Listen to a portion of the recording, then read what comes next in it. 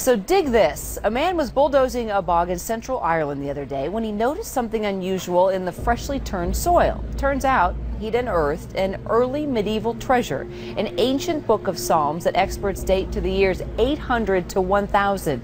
Experts say it will take years of painstaking work to document and preserve this book, but eventually it will go on public display. Now here's the kicker. The book, about 20 pages of Latin script, was allegedly found open to Psalm 83. Now, if you're a scholar, as you know, Psalm 83, God hears complaints that other nations are plotting to wipe out the name of Israel.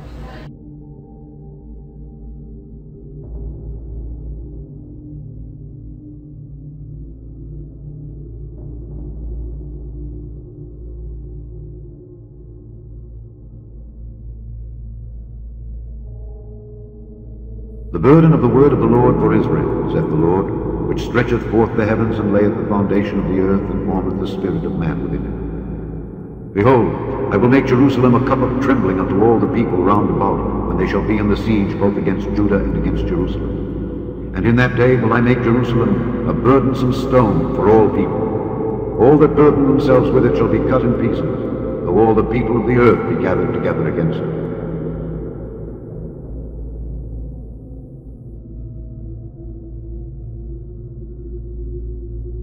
In the current circumstances, the coordination inside Palestine is very important, so we support Palestine as a whole to solve the problem. A joint effort to accomplish the ceasefire is in accordance with the interest of all parties.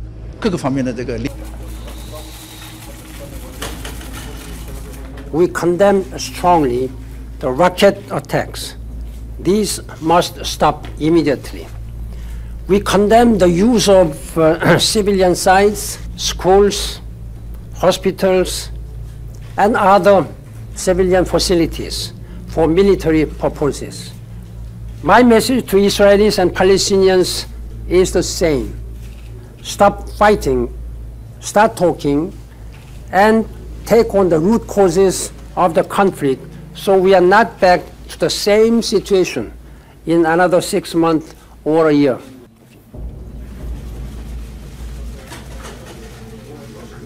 United Nations Secretary General Ban Ki-moon is on the third day of his tour of the Middle East. His trip comes as the debate continues at the UN about what needs to be done. CCTV's Li-Ling Tan joins us live from New York. And Li-Ling, what role is the Security Council playing and what can it actually accomplish here? Yes, Elaine, while fighting escalates in the Gaza Strip, the UN continues to take steps to address the violence and the resulting humanitarian crisis. And as we know, the Secretary General is now in the Middle East, where he is on a mission to get Israelis and Palestinians, as well as regional leaders, on board towards a ceasefire, peace talks, and a long-term solution. Stop fighting, start talking, fix the problem. That was the Secretary General's three-point message to leaders in the Middle East as fighting rages on in the Gaza Strip. A ceasefire is essential, but without addressing the deeper issues, we will never solve the problem. We will merely delay it for yet another time. Ban was briefing the council from the Palestinian city of Ramallah. He's already been to Qatar, Kuwait, Egypt and Israel, speaking to leaders including Palestinian President Mahmoud Abbas and Prime Minister Rami Hamdallah, as well as Israeli Prime Minister Benjamin Netanyahu. There's no word yet on whether he will visit Gaza. This is Ban's third trip to the Middle East as UN Secretary General to help end a crisis. He told the Council this means the children of Gaza are living through the third major assault in 5 years. And the children of Gaza were at the center of the Security Council debates, where the Palestinian ambassador to the UN, Riyad Mansour, delivered an impassioned speech, showing members photos of Palestinian children killed and wounded, as well as images of families in anguish.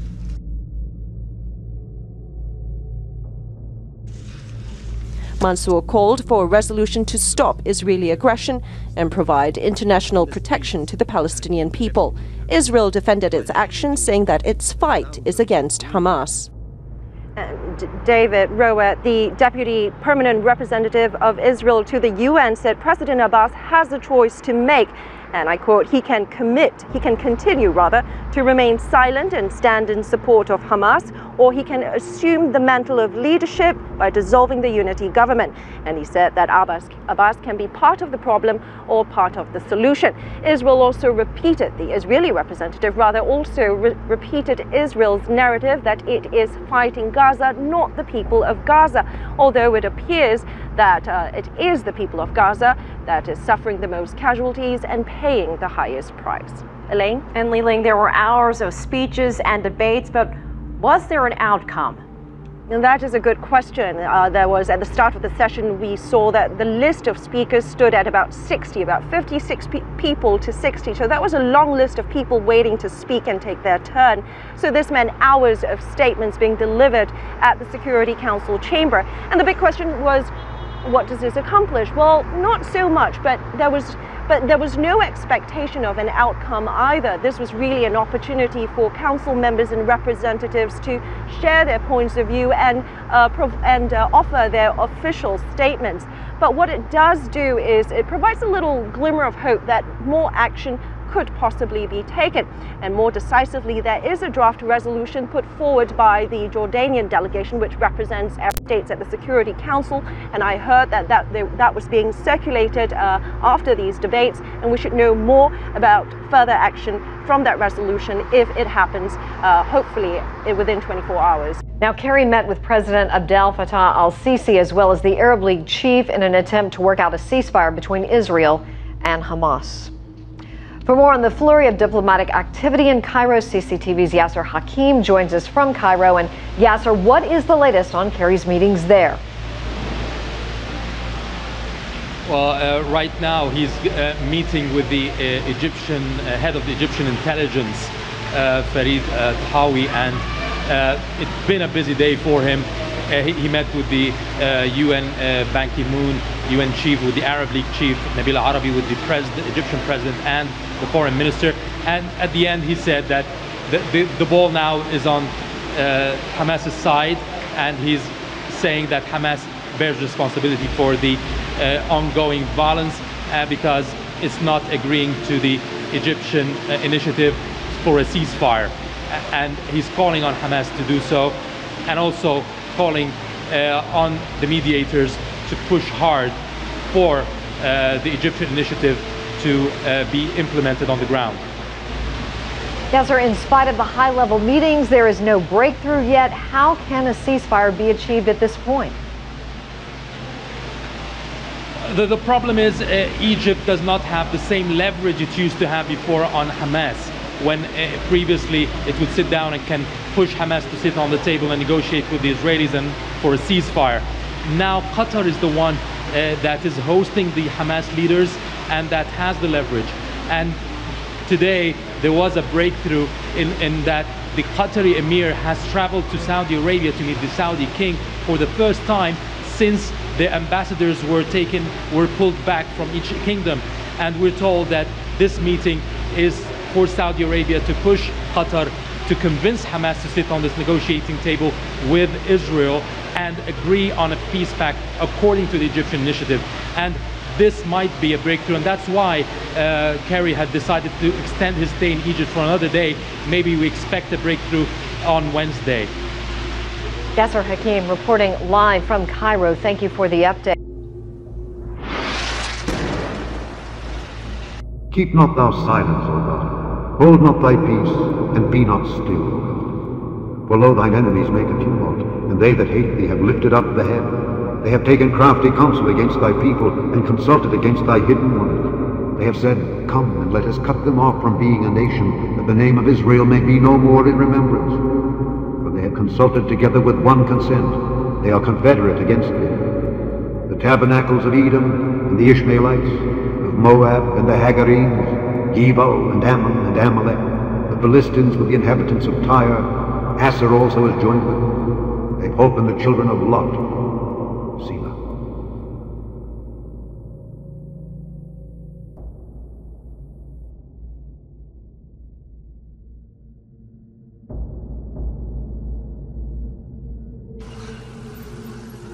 Thus saith the Lord, for 3 transgressions of Gaza, and for 4 I will not turn away the punishment thereof, because they carried away captive the whole captivity, to deliver them up to Edom. But I will send a fire on the wall of Gaza, which shall devour the palaces thereof. And I will cut off the inhabitant from Ashdod, and him that holdeth the scepter from Ashkelon, and I will turn mine hand against Ekron, and the remnant of the Philistines shall perish, saith the Lord God.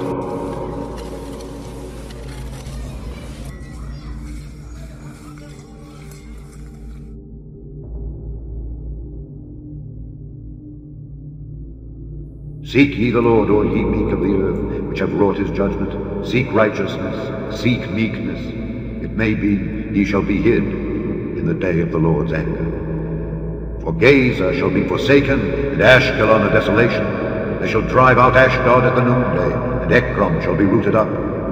Woe unto the inhabitants of the sea coast, the nation of the Kerethites. The word of the Lord is against you. O Canaan, the land of the Philistines, I will even destroy thee, that there shall be no inhabitant. And the sea coast shall be dwellings and cottages for shepherds, and folds for flocks. And the coast shall be for the remnant of the house of Judah. They shall feed thereupon. In the houses of Ashkelon shall they lie down in the evening. For the Lord their God shall visit them, and turn away their captivity.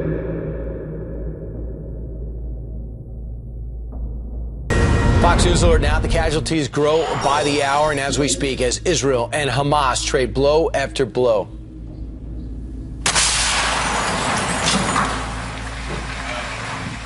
Secretary of State John Kerry in Cairo this morning in a big push for international support for a ceasefire. That's looking less likely by the hour as military and civilian deaths continue to mount. As of this morning, we have 565 Palestinians dead and 29 Israelis dead. For more on the situation, we go now live to Connor Powell in Gaza City. Connor, what can you tell us now?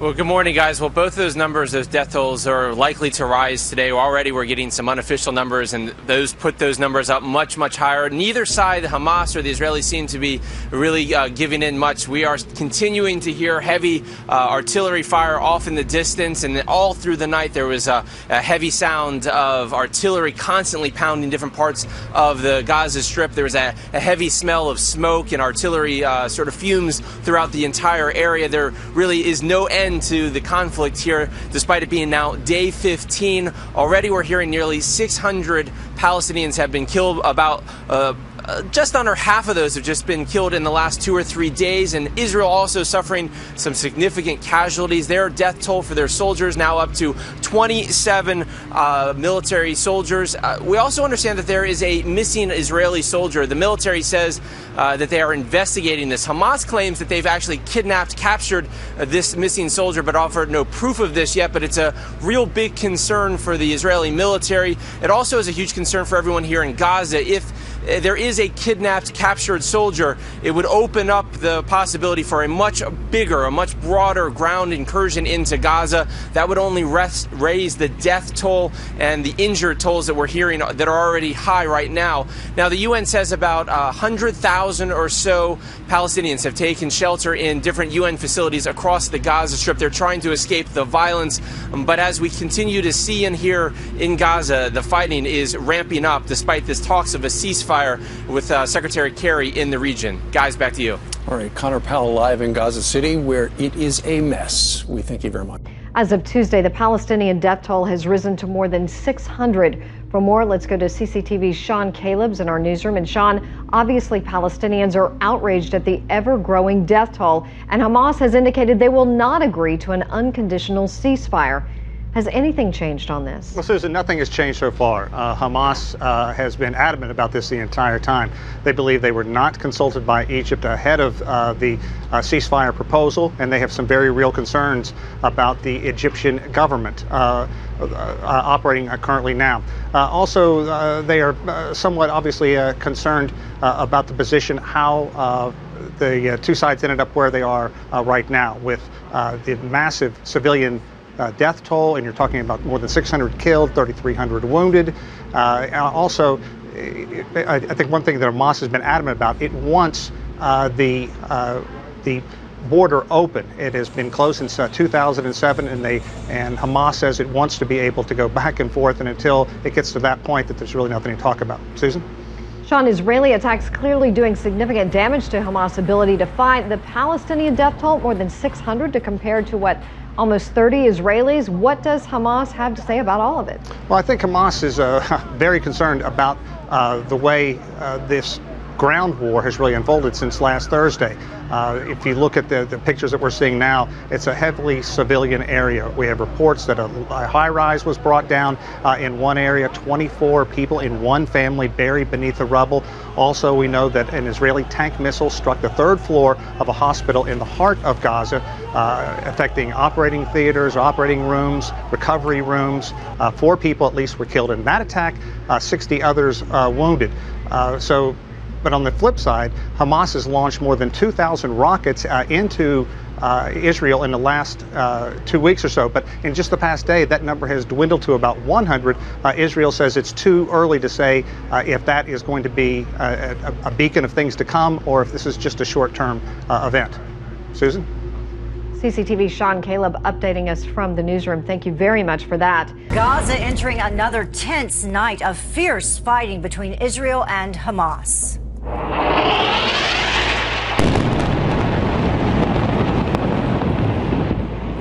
Explosions and fighter planes filling the sky. Israel hitting more than 70 targets overnight, reducing mosque to rubble, damaging a sports stadium and the home of a Hamas military chief. Meanwhile, defense officials say an Israeli soldier is missing after a deadly battle in the Gaza Strip, adding another complication to diplomatic efforts for a ceasefire.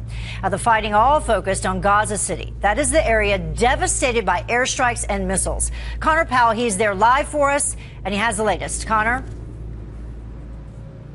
Well, Heather, you're right. This is day 15 now, and there is no letting up in the fighting here in the Gaza Strip. We are continually hearing the sounds of artillery and airstrikes across Gaza. We're also getting reports that there was some serious small arms combat and fighting between Israeli and Hamas fighters last night. There was a lot of what appeared to be jets flying over or above, providing some type of cover. Israeli troops moved into the Gaza Strip for some type of military operation. Now, here on the ground, things continue to deteriorate. There is a growing humanitarian crisis. Right now, the latest numbers we have is that nearly 600 Palestinians have been killed. More than 200 of those have come in just the last 48 hours or so, while the Israeli death toll also increasing. Right now, the Israeli military is saying that 27 of their soldiers have been killed in fighting. Most of that, again, coming just in the last 48 hours. It tells you, Heather, just how intense the fighting has been here in the last really 2 days or so. But there is also this concern about, as the fighting ramping up, there are more civilians being displaced. The UN saying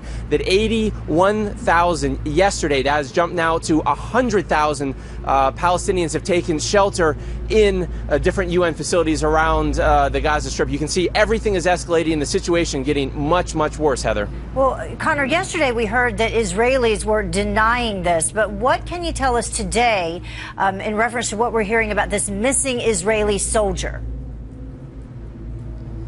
So for the past few days, Hamas has said that they captured an Israeli soldier during an operation, during a firefight about 2 days ago. And today was the first day that we got any concrete word. The Israeli military saying that they are still investigating, that there is a missing soldier. Officially, they say, though, they think that soldier has been killed. They just haven't been able to find the body. Hamas is saying that, no, they've actually captured this soldier. What actually happened, it isn't clear. But the real concern here is that if there is a missing soldier, that this will only escalate the situation and make things much, much worse as peace negotiations go on. It adds one more wrinkle that everybody has to fight and agree over. Will make this conflict probably drag out even longer, Heather. Connor Powell reporting live for us. Thank you.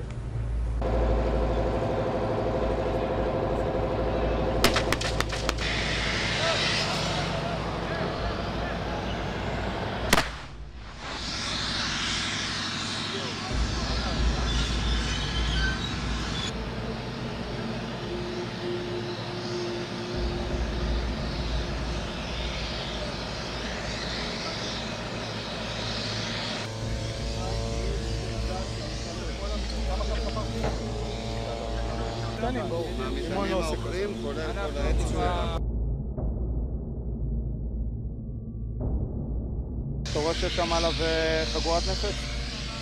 אתה רואה? זה הכבל שאנחנו רואים פה, זה כבל מאיץ. רואים בעצם מחבלים לבושים במדים מלאים, נעליים צבאיות, וסטים, ברכיות, אפשר לראות כאן ברכית, אתה רואה? The death toll in the Mideast conflict has now topped more than 600. The majority of those killed are Palestinian, and it's wreaking havoc on communities in Gaza. For more on this, we're joined by CCTV's Sean Calebs in the newsroom with more. Sean.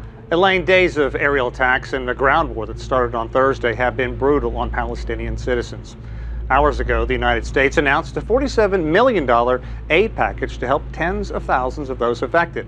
At the same time, international leaders are turning up the pressure on Hamas leaders in Gaza, urging them to agree to a ceasefire plan and open up negotiations in hopes of ending the fighting. You're looking at video from the Israeli military, a massive detonation that destroyed a tunnel that Israeli forces contend Palestinians used to launch attacks. More than 2 weeks of violence rages on, with no end in sight, despite growing pleas from the international community to silence weapons on both sides and come to the negotiating table. Israel says it's willing to accept a ceasefire proposal from Egypt. U.S. Secretary of State John Kerry and UN Secretary General Ban-Ki-moon are in the region, urging the Palestinians to agree to the plan. The UN chief saying his message is the same to both sides. Stop fighting, start talking, and take on the root causes of the conflict so we are not back to the same situation in another 6 months or a year. Hamas, the military wing of the Palestinians, is leery of leaders in Egypt and says it was not consulted on the pact. More than 600 Palestinians are dead and more than 3,500 wounded in the days of unrelenting Israeli attacks. Hamas says it will not give up its demands. It wants Israel to lift a punishing blockade on Gaza that has been in effect since 2007. And their leaders want Israel to release prisoners recently rounded up following the kidnapping and killing of 3 Israeli teens. We must address these underlying issues, including mutual recognition, occupation, despair, and denial of dignity. So people do not feel they have to resort to violence as a means of expressing their grievances. Israel, too, is digging its heels in, vowing to fight on as long as necessary. Israeli Defense Forces say they are doing what they can to limit civilian casualties. I.D.F. tank shells slammed into a hospital in the heart of Gaza, killing at least 4 and wounding scores of others. Israel says its hand was forced, that Hamas was storing anti-tank missiles in the shadow of the hospital. For Palestinians in Gaza, it has been weeks of heartbreak. More than 100,000 people are now homeless, with legions trying to find some safe haven with only the clothes on their back. The U.S. is indicating that it will examine Hamas claims, but only once a ceasefire agreement is approved. Elaine? And Sean, there have been a couple of opportunities, but why won't Hamas agree to a ceasefire? Well, I think if you look at the situation as a whole, they're pushing back on the blockade to the east and the north by Israel, to the south by Egypt. This has been going on since 2006, 2007. It has been punishing to the people inside that little strip of land. Businesses have been failing. It's very difficult to get any kind of fresh food into that area. This is something that they are adamant about. And secondly, it comes back to let's go get the usual suspects. After the 3 Israeli teens were kidnapped and eventually murdered, there was a big roundup of a number of Palestinians that became prisoners. Hamas in the Gaza area is speaking for the Palestinian people. They say they want those prisoners freed, and they say that they will continue this fight, even though right now the odds simply look overwhelming. Secretary of State John Kerry's in Cairo pushing for peace in the Middle East, and his meetings with UN and Egyptian officials part of an aggressive diplomatic push for some sort of peace fire between Israel and Hamas. However, Kerry's relationship with Israel's government has cooled since the collapse of talks back in April. Senator Jim Inhofe is a ranking member of the Senate Armed Services Committee, and he's my guest now. And Senator, good morning to you. Good morning, Bill. Do these sides want a ceasefire now? Well, I don't know, but the first thing I thought of when Kerry was arriving over there was, you know, he spent 9 months working on this thing and got nowhere, absolutely nowhere. And so you could argue that at least one side doesn't want a ceasefire, and that's Hamas. I think, though, they'd have to be very specific in what they would give up to have a ceasefire. And I'm talking about Netanyahu now. He made it very specific what he would have to have from them. So I would say your observation might be pretty accurate. That they really don't want it. What the Prime Minister said last night, I don't know where that sound's coming from. It looks like it's quieting down now. What the Prime Minister said on Special Report with Brett last night is that the Egyptians offered a deal, Hamas said no. Others have offered a deal, and Hamas has said no as well. And this is the other thing he said. Now listen and watch this. This is the cruelest, most grotesque war that I've ever seen. I mean, not only does Hamas target civilians, ours, and hides behind their civilians, theirs, it actually wants to pile up as many civilian deaths as possible. The other thing he accuses Hamas of doing is preventing women, children, and civilians from leaving areas where the Israeli military, the I.D.F, has notified them that bombs are about to land there. And he believes they are intentionally keeping innocent people inside of buildings and homes to be victims of these attacks. Yeah, Bill, we know that for a fact. This is happening. He's putting the rockets, placing them very carefully in areas where, in homes, in hospitals, in buildings, surrounded by the population. And I think that this has been an observation that Netanyahu has made for a long period of time. They are actually responsible for killing their own kids, and this is the way that they're doing it. What do you think is the state of the relationship between Benjamin Netanyahu, the Israeli government, and our administration now? Well, it's not. It's worse than it's ever been before. I mean, let's stop and well, I believe that. Look what happened the first time that President Obama got into office. He went on his apology tour over there, and he said things that I just couldn't believe. He was talking about Israel, our only really good, consistent friend in the Middle East. And so I don't think that that's going to go unnoticed at any time. I think his effort was to cozy up with the Palestinians, to some of the terrorist groups, Hamas and the rest of them, and that didn't work. Now, of course, it's not getting better because you had John Kerry. I'm the wrong one to evaluate John Kerry as one of 3 votes against his confirmation to be Secretary of State. But now he's over there. What's the first thing he did? My criticism has been that John Kerry never thought a good idea came from anyone other than a multinational group like the United Nations. So when he arrived there, the first thing he did was meet with the Secretary General. And then, of course, the other thing is try to give away money. I think he gave $47 million to the Palestinians.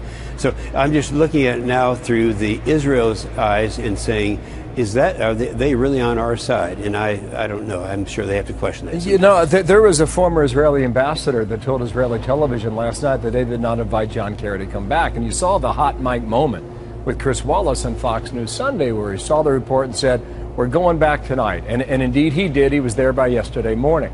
The question is he an invited broker on this deal by both sides or not? No, I don't think so. And the reason I don't think so is because both of them have realized after 9 months of efforts with all the resources that you could have, nothing happened. It didn't work. And if anything, things actually got worse because that's when the rockets started flying. And this is, I just came back from Israel, and I was there where they had the Iron Dome, and the people who are operating that, they were anticipating at that time that this is going to happen. So I would just have to suspect that neither side was really all that excited about Secretary Kerry coming in. Senator, thank you for your time. There does not appear to be a peace deal at hand right now, and it appears also we're a long way from a ceasefire. Jim Inhofe, thank you. Thank you. The scares in the air, and now airlines to Tel Aviv are just scarce, very scarce. The FAA today banning all U.S. flights into and out of the region. A week ago, that was unthinkable, but after Malaysia Air 17, now undeniable. If in doubt, you just stay out. Welcome, everybody. I'm Neil Cavuto. Well, too dangerous, so for scores of U.S. carriers flying in and out of Israel, too much. Delta, American, United, U.S. Air, they're not risking it. And the former 9/11 Commission chair says, we don't even know the half of it. Why Tom Kaine is worried about something even bigger.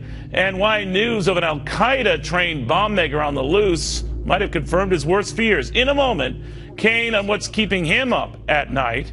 First to Laura Engel at JFK International Airport in New York on what's having them on the lookout right now. Laura.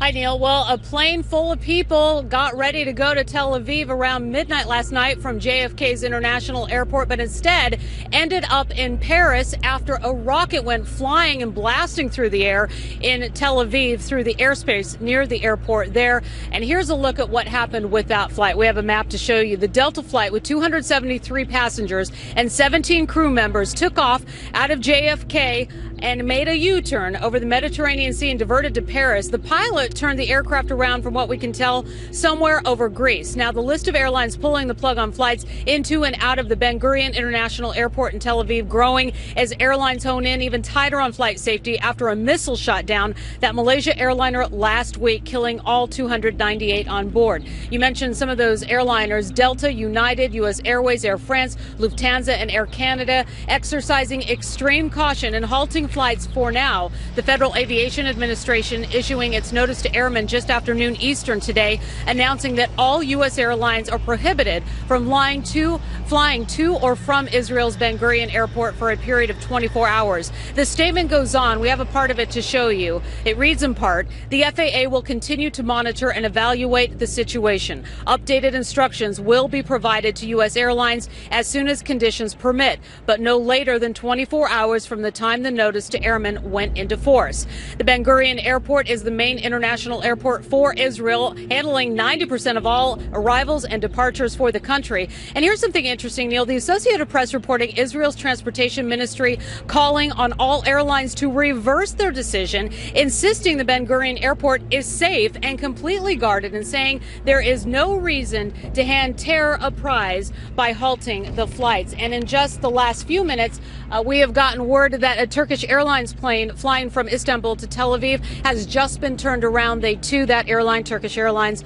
halting operations into Tel Aviv for the next 24 hours. So the situation continues to change as the day moves on. We'll bring you the latest as we get it from here at JFK. Back to you. That's interesting, Laura, that Israel is saying an overreaction. Thank you very much. Great reporting as always. Airlines are canceling flights to Israel after the Gaza conflict came too close to the country's main airport. This as diplomatic efforts to end the fighting intensify in Egypt. For the very latest now, we're going to go live to CCTV's Stephanie Freed, who is in Tel Aviv. Stephanie. Well, Susan, as you noted, airlines are suspending flights to Israel. To name a few: Lufthansa, KLM, United, Air France, U.S. Airways, and that's just the start of it. And that is because a rocket, as you noted, landed too close to the airport. I can testify personally, being at the airport yesterday to pick up a passenger. Within minutes, we were outside of the airport complex, and a rocket did fly overhead and was intercepted right overhead. So there's an understanding there of the concern, and the concern for not having a repeat of what we're seeing now that happened over Ukraine. Essentially, the fighting continues on the ground inside of Gaza, with the latest count there being right now more than 600 killed inside of Gaza. The death toll now also mounting on the Israeli side. Israeli soldiers closing in on 30. One Israeli soldier is missing, believed to perhaps be in the hands of Hamas.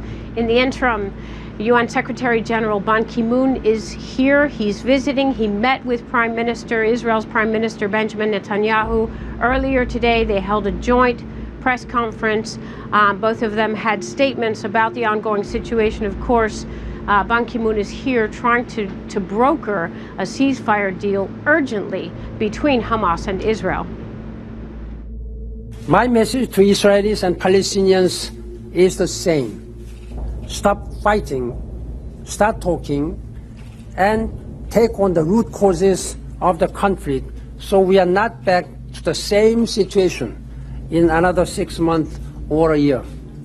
We must address these underlying issues, including mutual recognition, occupation, despair, and denial of dignity, so people do not feel they have to resort to violence as a means of expressing their grievances. Military actions will not increase Israel's stability and security in the longer term.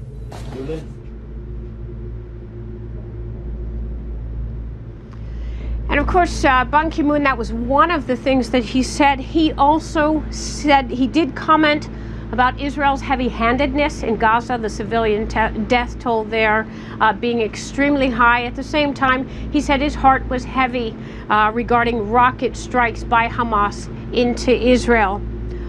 One thing he did say that was interesting to note is that a fundamental truth is the two sides in the future going forward will still have to live side by side.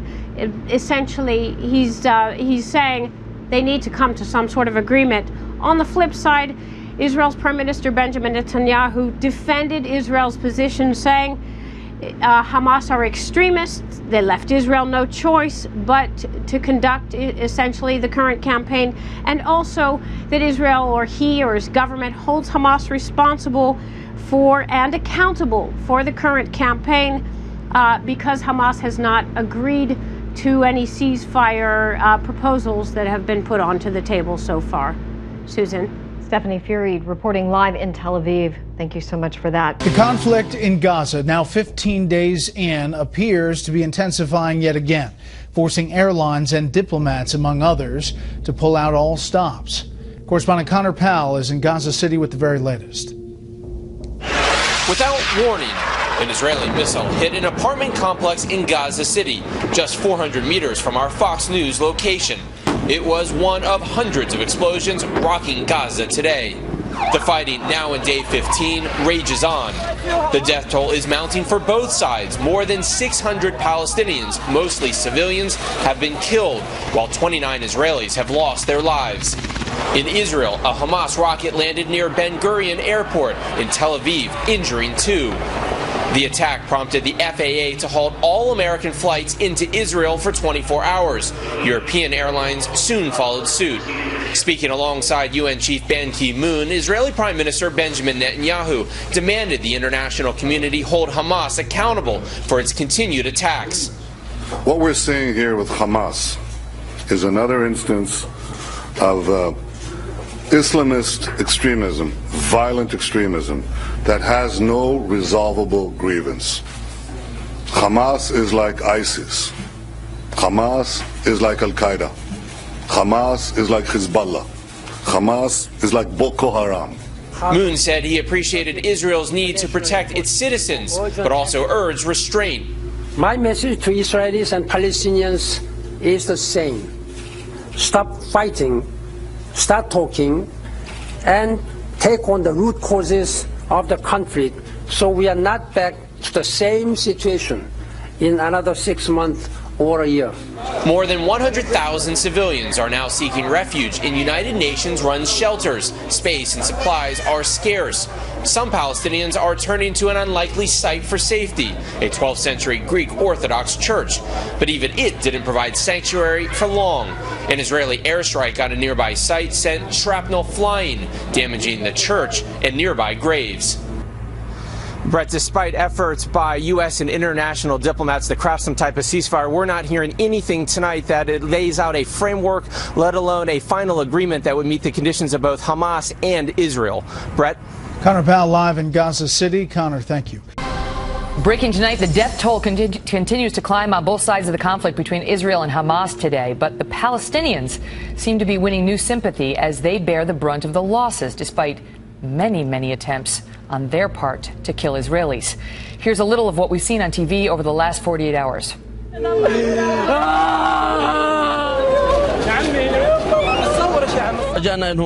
They killed innocent children, women, and elders who were using the building as shelter. They thought this place was safe.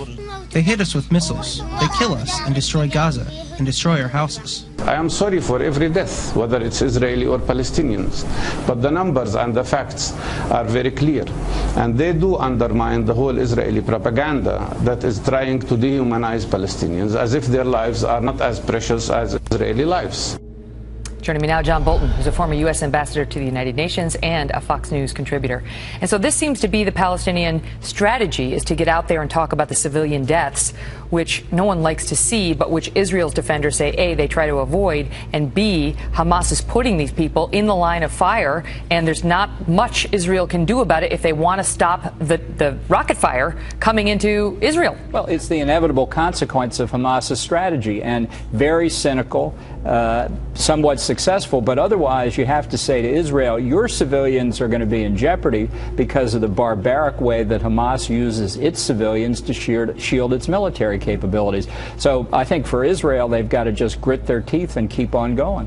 So to those Americans who don't pay as close attention to this, I mean, you see the children wailing and you see these devastating scenes with these dead bodies and they appear to be innocent civilians. I mean, what do they need to understand? Well, they need to understand that the instigator of this has been Hamas, and I think more fundamentally Iran, which has supplied the longer range, more sophisticated rocket capabilities. Explain that. Why does Iran want to see this war going on between Hamas and Israel? Because Hamas and Hezbollah in Lebanon are two sides of the same coin from Iran's point of view. They're ways to put military pressure on Israeli civilians to keep Israel preoccupied and pinned down and not focused on Iran's nuclear weapons program, which continues to move along. It's a very complicated situation here, but the fact is what Hamas has done over the years is conduct war against the state of Israel.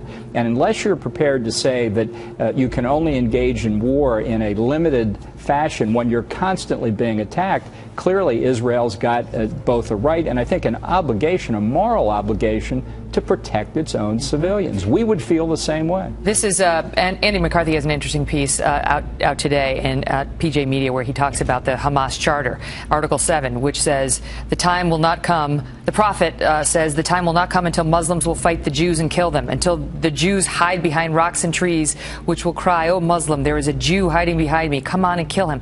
When you read this, you think, how on earth is Netanyahu going to negotiate with these people? Well, he shouldn't. I don't think you can negotiate with terrorists. And I think fundamentally the Palestinian Authority has demonstrated it's not interested in negotiations either by forming a coalition with Hamas. This should result in both of them being shunned, in my view. Instead, the Obama administration has just given over $50 million more, quote unquote, humanitarian assistance to the Palestinian Authority. And now today the FAA banned all U.S. aircraft from flying to Israel's main international airport. And Israel sort of responded by saying, gee, thanks a lot, that's going to help a lot, meaning it's not going to help us at all. What are your thoughts? Well, I'd like to know who influenced the FAA's decision, because I think in the Obama-Kerry paradigm of the world, this puts economic pressure on Israel to increase the likelihood they'll agree to a ceasefire. In my way of thinking, it proves precisely the opposite. It's why Israel can't live under this constant threat of being rocketed. They don't seem shy about defending themselves despite international pressure. Why should they be? You know, international public opinion, in my view, can go take a flying leap. When your civilians are being attacked by terrorists, threatened by a nuclear weapons state like Iran,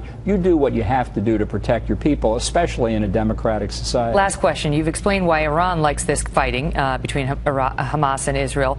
Why is Hamas doing it? I mean, they take their marching orders from Iran, or is it all about ginning up a propaganda campaign for them? Oh, look at, what's happening to us, poor us, and the evil Israel. Well, I think it's a combination of things. I think obviously it's what Iran wants to do, but I think this is terrorists behaving like terrorists behave.